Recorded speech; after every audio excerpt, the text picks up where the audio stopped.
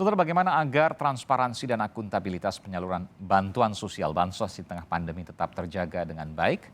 Sejauh mana pula penyaluran bansos efektif mendorong pergerakan ekonomi nasional di tengah pandemi? Kita akan bahas bersama dengan Wakil Ketua Komisi 8 DPR Aceh Hasan Sazili, kemudian juga ada Direktur Eksekutif Indonesia Budget Center Roy Salam, lalu pengamat kebijakan publik Rian Nugroho. Selamat malam Bapak-Bapak. Selamat malam, Assalamualaikum. Waalaikumsalam warahmatullahi wabarakatuh. Saya ingin ke Bung Roy dulu. Bung Roy, masalahnya selalu di data dan data. Ada di kepala daerah dan juga ada sebagian kecil di Kementerian Sosial. Apa yang terjadi sesungguhnya? Nggak pernah selesai soal data ini. Iya betul, ini problem klasiknya dalam tata kelola perlindungan sosial di kita ya di Indonesia, di mana memang salah satu masalah adalah data. Ada yang misalnya begini, saya harus contohkan supaya mungkin pemirsa juga lebih jelas. Betul. Ada orang yang menganggap bahwa begini, saya yang lebih miskin tidak dapat, yang lebih kaya rumahnya lebih bagus dapat. Saya nggak dapat, tapi kemudian orang yang saya anggap mungkin tidak layak, tidak lebih layak daripada saya dapat. Ini ada berbagai macam. Ternyata setelah dicek tidak ada pembaruan data. Memang kalau kita bicara data, setiap detik tuh data berubah ya, karena ada yang meninggal, ada yang lahir dan lain sebagainya. Betul, betul sekali Mas. Jadi memang ini satu memang dari soal mekanisme pendataannya sendiri, di mana memang di setiap daerah sebetulnya itu tingkat atau perbedaan kemiskinan itu terasa sebetulnya.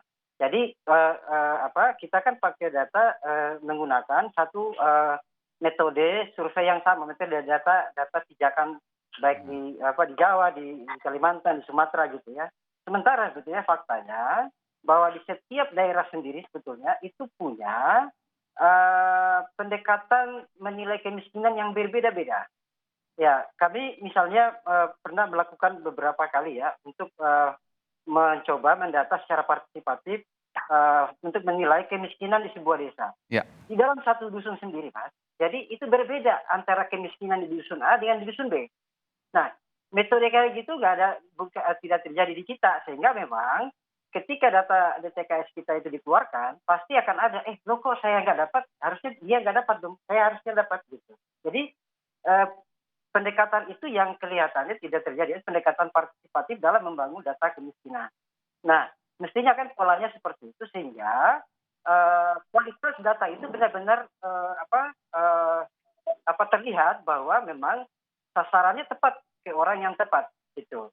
Nah, masalahnya saat ini dengan metode teknokratis dalam penggalian data itu kemudian tidak didukung dengan verifikasi yang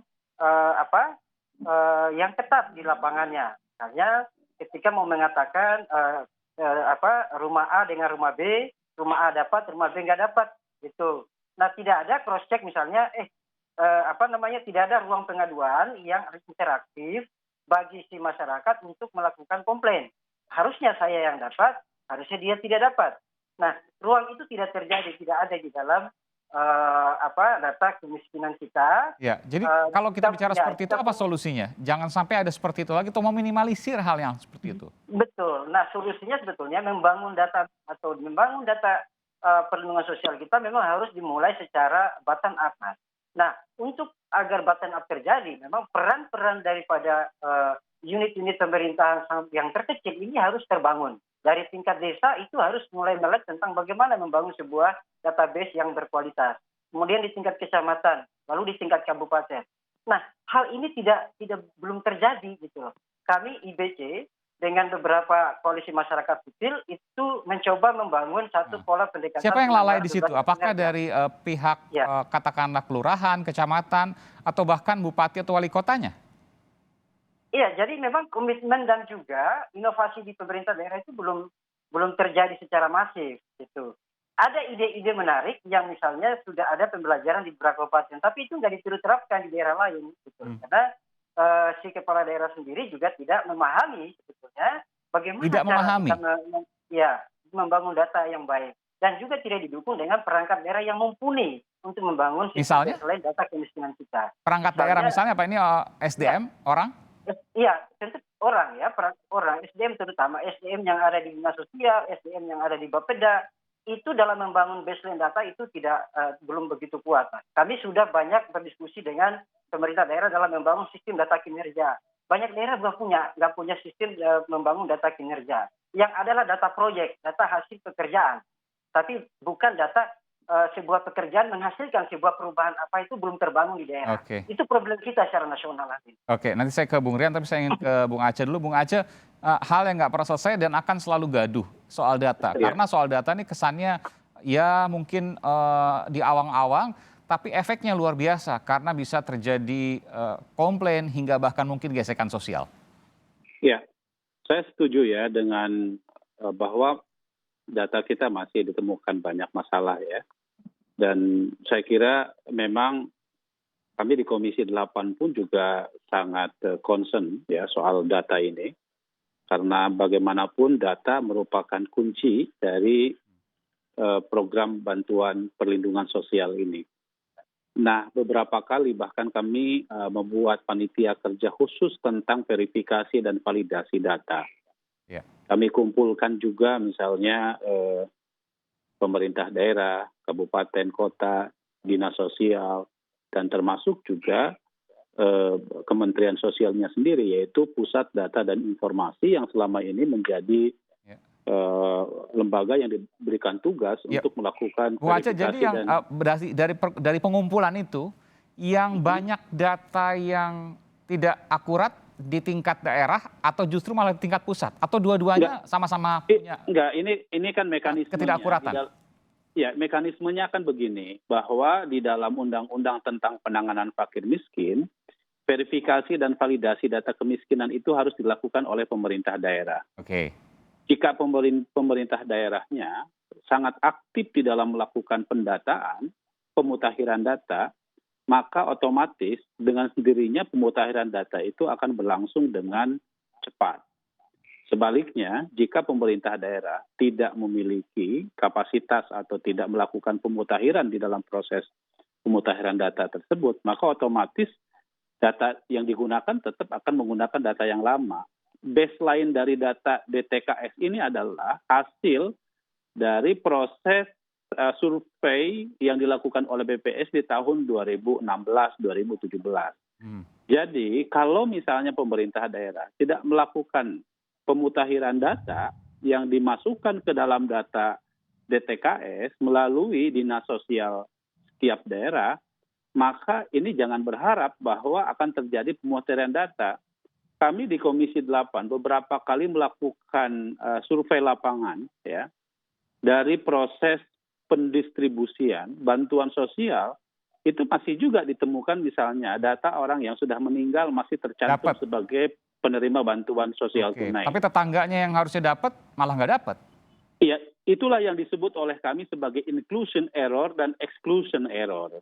Jadi orang yang seharusnya dapat tidak dapat, orang yang seharusnya tidak dapat tapi dapat. Ada banyak Bung Aceh itu yang ditemukan? Itu banyak kita temukan. Saya baru pulang dari Pekalongan. Ya, salah satu terobosan yang dilakukan oleh Bupati Pekalongan misalnya, supaya menimbulkan efek sosial bagi misalnya penerima bantuan sosial yang memang dia mampu tetapi dia mendapatkan bantuan sosial, dia melakukan labelisasi terhadap rumah penerima bantuan sosial yang mampu. Dikasih stiker gitu ya? Dikasih stiker. Memang di satu sisi ada negatifnya, misalnya itu kan bisa menimbulkan stigmatisasi bagi keluarga. Iya. Ya, tetapi positifnya orang yang ternyata dia mampu dikasih label seperti itu. Malu. Maka dia jadi malu, maka akan lahirlah graduasi. Nah, hal-hal semacam ini memang perlu dipertimbangkan secara matang. Menurut saya memang ini yang kami selalu sampaikan di dalam berbagai rapat dengan Menteri Sosial. Kunci dari berhasil atau tidaknya bantuan perlindungan sosial ini, apalagi DTKS menjadi rujukan semua bantuan sosial, bukan hanya di Kementerian Sosial loh. Misalnya tadi soal bantuan subsidi listrik. Bantuan untuk iuran JKN, BPJS ya. Itu juga sumbernya adalah dari data yang berasal dari Kementerian Sosial. Jadi satu data yang ada di dalam DTKS, kalau misalnya datanya ini bermasalah, tentu nanti semua bantuan sosial kita bisa dianggap ambyar. Gitu. Ini menarik nih, tadi disebutkan di Kabupaten Pekalongan ya, Kabupaten Pekalongan. Karena ada dua, ada kabupaten, ada kota. Ini Kabupaten Pekalongan. Lalu kemudian ditempel. Ini kreativitas dari bupatinya ini, meskipun tidak ada arahan, tapi kemudian dilakukan stiker. Dan banyak itu yang malu karena mampu tapi menerima. Sebelumnya mungkin diam-diam aja, tapi ketika ada stiker sekarang ngaku, oh iya saya harusnya nggak dapat nih, karena nggak mau ditempelin. Begitu Bung Aceh? Iya, kira-kira begitu. Makanya tadi saya dapat laporan misalnya dari sekian ribu penerima bantuan PKH misalnya, itu ada sekitar 4 ribuan yang, saya jadi nggak enak nih kalau menerima bantuan sosial. Padahal lumayan itu ya, 4 bulan kan, dapat kan sekitar berapa, 300.000 per bulan, belum lagi nanti mungkin itu transfer ya ke... Iya, itu kan mekanisme, kalau PKH itu mekanisme bantuannya itu langsung cash transfer ke masing-masing penerima bantuan itu. Berapa, 300.000 kalau tidak salah ya? Oh, kalau PKH lebih besar lagi Mas Aiman, bisa sampai 3 juta maksimal. Ya kalau di era pandemi ini bahkan itu 10 kali ya dalam 10 tahun. kali Jadi dalam setahun? Dalam setahun, jadi cukup besar gitu. Jadi 3 juta kali 10? Iya. Luar biasa. Gitu. Dan, jadi besar, tapi dan kan ini kalau salah sasaran, logikanya mereka pasti akan diam-diam aja, tapi ketika ditempel, maka mereka harus menolak 30 juta itu. Iya, ini kan asumsinya begini, PKH ini kan diperuntukkan bagi masyarakat yang memang penerima bantuan yang paling bawah, tingkat keparahan kemiskinannya paling bawah. Ya. Bantuan ini kan sebetulnya bukan hanya dalam bentuk untuk biaya pendidikan anak yang ada berbagai sekolah, komponen ya. Ya, ada komponen, ada 4 komponen yang diberikan kepada. Artinya bukan 3 juta uang langsung cash, fresh money, tidak ya, tapi ada bentuk yang lain, ada beras dan lain sebagainya. Betul. Ada juga uang transfer. Betul. Jadi 4 komponen yang diberikan. Pertama bagi kelompok disabilitas gitu ya, yang kedua kelompok lansia, yang ketiga untuk masyarakat untuk mengakses pendidikan dan nutrisi buat ibu hamil. Jadi memang maksimalnya itu 3 juta. Maksimal 3 juta. Jadi dan tergantung dari adanya keempat komponen tersebut. Dan di Kabupaten Pekalongan itu menolak karena malu karena ditempeli stiker. Tidak mau kemudian dianggap distigmatisasi. Iya, tadi saya mendapatkan meskipun dia seharusnya begitu dari ia menerima, tapi kemudian salah sasaran sesungguhnya karena seharusnya tidak menerima. Yang selama ini mungkin ia diam-diam saja. Begitu ya, Bung Aceh? Betul. Oke, ini menarik. Nanti kita akan bahas bagaimana kemudian langkah yang harus dilakukan supaya hal-hal ini boleh nggak kita katakan bisa dihilangkan total. Jadi tepat karena sekarang sudah lewat transfer, nggak offline lagi, nggak kasih uang. Kalau kasih uang nanti ada banyak potongan-potongan dan lain sebagainya. Kemarin Bu Risma juga sempat marah karena ada juga yang masih memberikan offline atau memberikan uang cash karena dengan alasan tidak punya akses dengan bank. Ada banyak persoalan, diantaranya data tidak punya akses dengan bank, tadi kemudian salah sasaran dan lain sebagainya. Nanti kita akan bahas bagaimana solusinya, termasuk juga apa yang baru dari bansos yang akan dilakukan pada November ini, termasuk juga rencana tahun depan. Kami akan segera kembali saat lagi, saudara.